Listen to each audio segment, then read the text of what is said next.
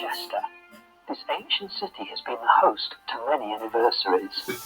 In 1944, a native of Chester, Tom Rolt, published a book called Narrowboat. This told the story of his life living on board the narrowboat Cressy.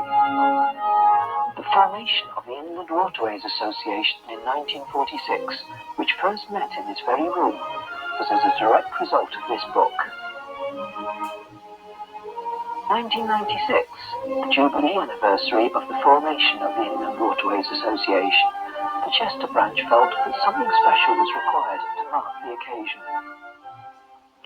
One cold, dark winter's evening, in the Tom Rolt room at the Ellesmere Port Boat Museum, the decision to take a flotilla of narrowboats to Tom Rolt's birthplace, Chester, was born. This difficult cruise involves negotiating a weir at Chester. So, for canal boats, the foreign problems of tides and currents had to be studied.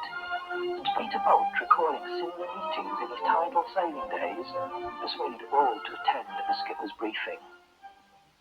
Well, thank you very much indeed for coming on this evening. I think it's very important. My name's Peter. I'm branch IWA. Just getting all the mud and things off the seats. David Griffiths, Chester City Didn't Council notice that Royal before. Patrol, and Norman Jones from North West Water. I prepared some cruise details for you, and I think it would be useful to introduce the boats and crews taking part. Glenmore with Mr. Wheathatch, alias Bill, and his wife Kay. Victoria with William and Sheila, one of the longest boats at 45 feet. Yvonne and Trevor on Mayfly. John and Pat on Silver Ann 2. Yours truly and Jill on Tony Owl. Nina May with Donald and Anne. And last but not least, David and Margaret with Elizabeth Sarah. Very briefly, after leaving the sea lock, we proceed upriver on the incoming tide, onto the railway bridge, the Grosvenor Bridge, and drop anchor before the Old D Bridge. We go through the weir gate on high water, and cruise further upriver to the Iron Bridge before returning to our overnight moorings at the Red House pub.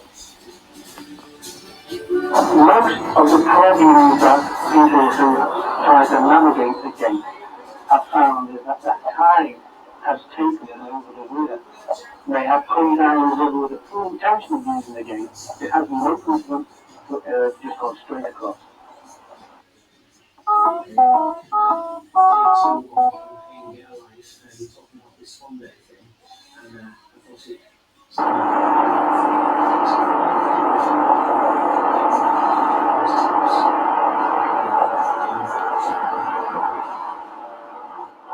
We thought at our committee meeting we ought to do something positive for the Golden Jubilee. Right. And this is the first thing that came to mind. And we're having second thoughts now. It's a real Jubilee, I think. Jubilee, yeah. A little bit of publicity for our branch of the IWA. I reckon on this weir, you're ready for it? We'll go for it. Yeah. You're going to go for it, probably. Yeah. Well, I'll put me up there.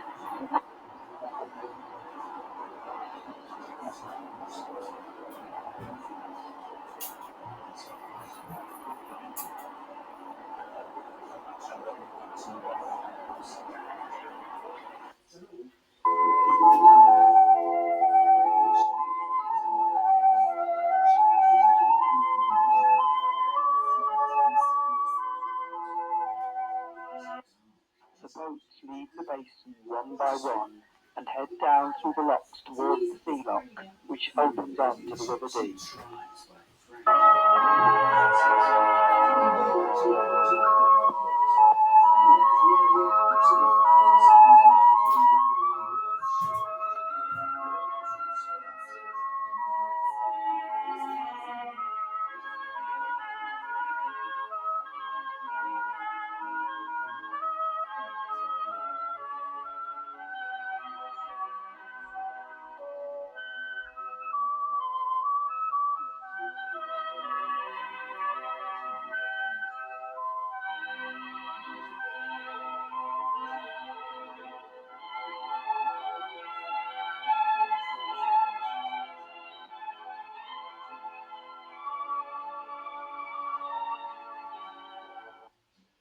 navigational strategy is critical to this part of the cruise.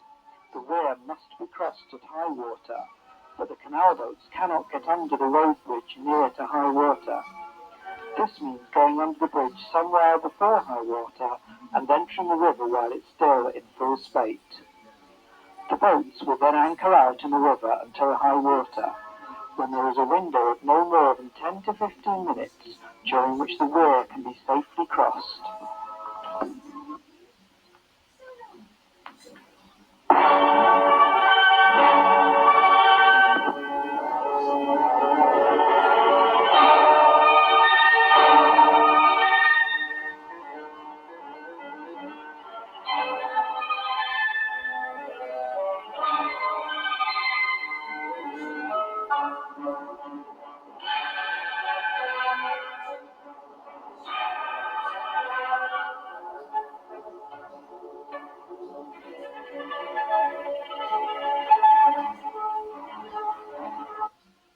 To obtain the necessary height over the weir, a high spring tide is required. This means a tide where the water level is higher than usual, and the current, unfortunately, is also far stronger than usual.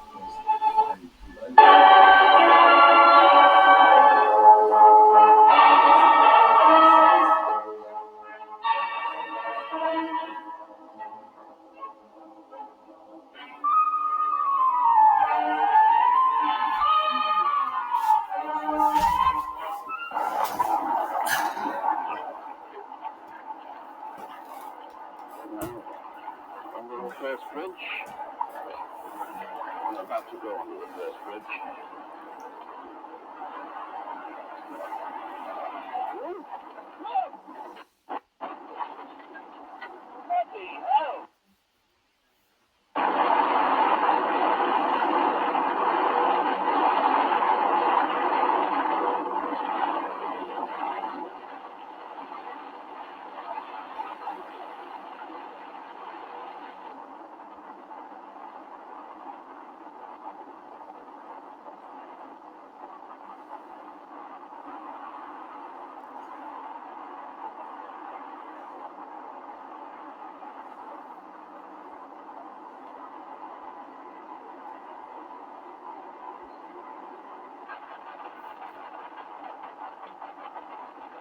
The boat is insisted about getting everything attention. Oh, you really don't move it, mate. You move it, don't you?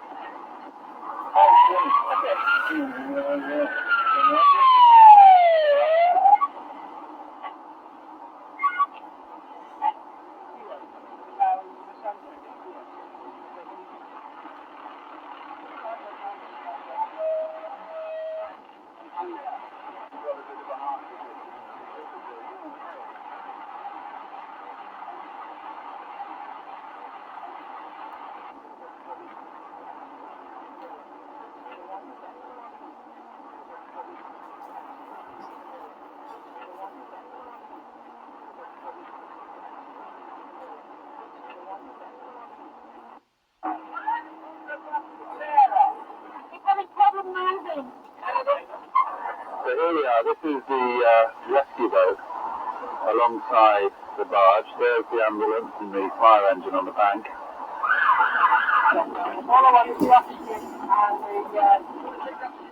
We can see here the rescue in progress. It's very impressive that the emergency services were here so quickly.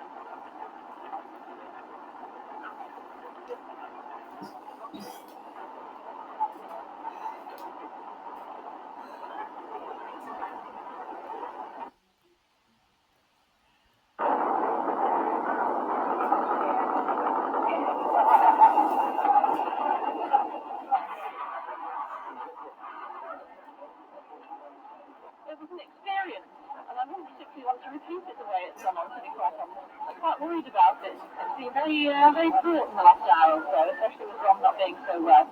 And watching the ambulance service and trying to get him off. Anyway, the last minute when we actually did go, it seemed to go quite quickly. We had a bit of trouble with the boom getting round, but we pulled ourselves round and we're here in more depth. The water was flowing very fast.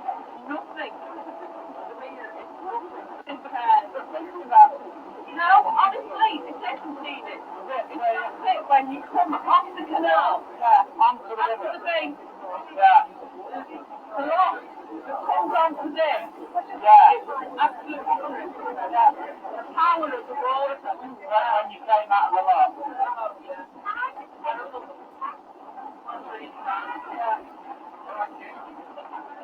Did you all look out today? Yeah. We were the last bus from our own.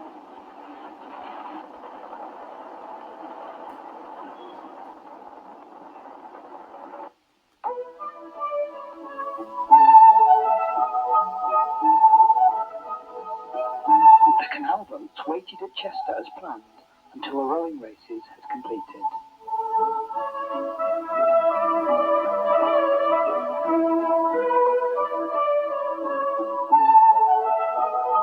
The flotilla then set off up the river towards the Red House, the venue for the evening's entertainment.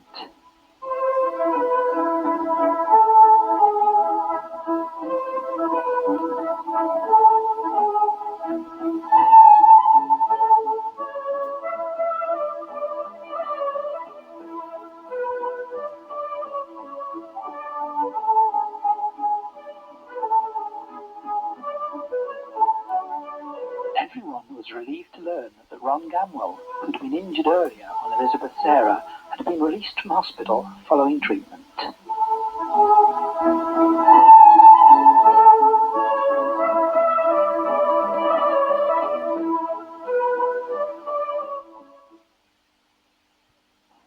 After the excitement of the day, the barbecue and liquid refreshment put everyone into the party mood.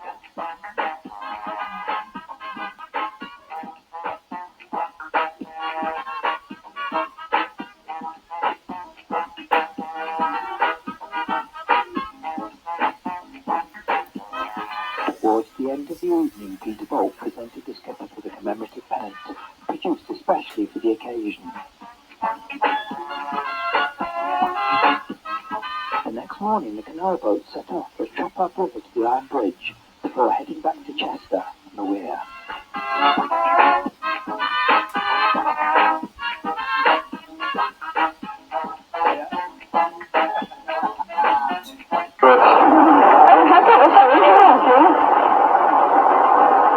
Here comes the pleasure cruiser. Looks like these were scams. On the purpose of that cruise, he said, Dr. Red. Yeah. He said, take notice of one of the cruise boats. He says, there's a big fellow on it and his name's Dan. He says, he takes no nothing from anybody, he knocks them all.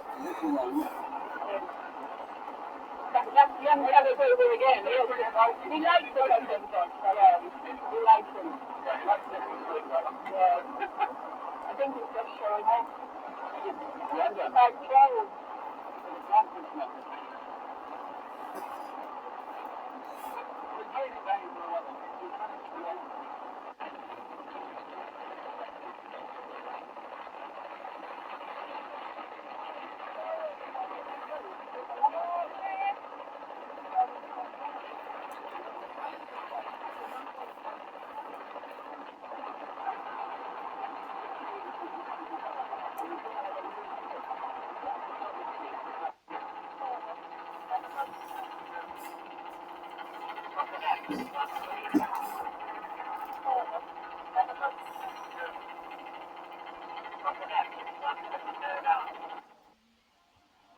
After their trip upriver to the Iron Bridge, the boats returned to Chester.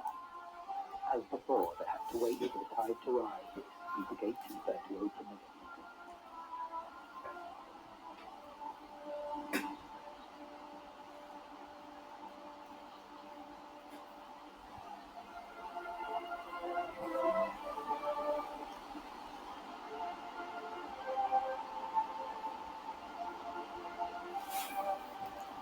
The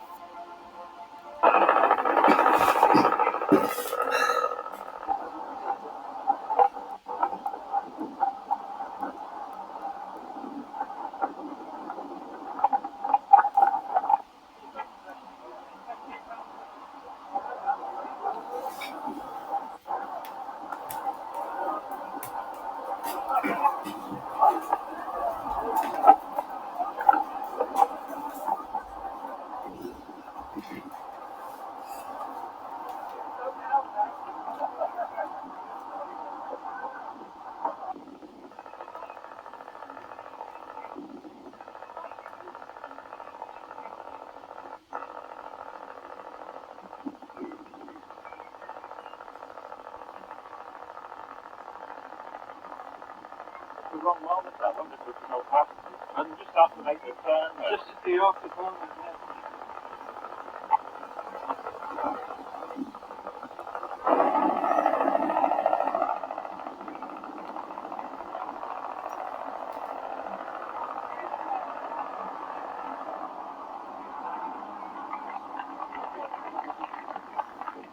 Beginning to flow faster and faster. It's good to be back on the canal system.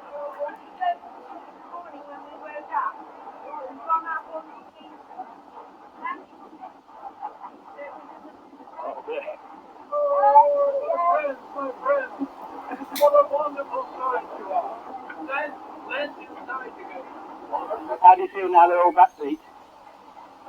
Quite honestly, I'm relieved. The actual passage down wasn't so bad at all. It was very, very planned.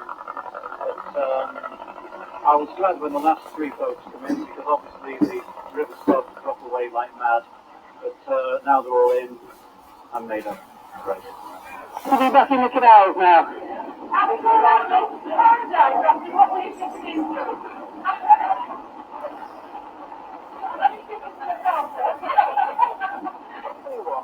The face is going down, but on the face that we see here. I think we've all enjoyed that. It should be pretty busy.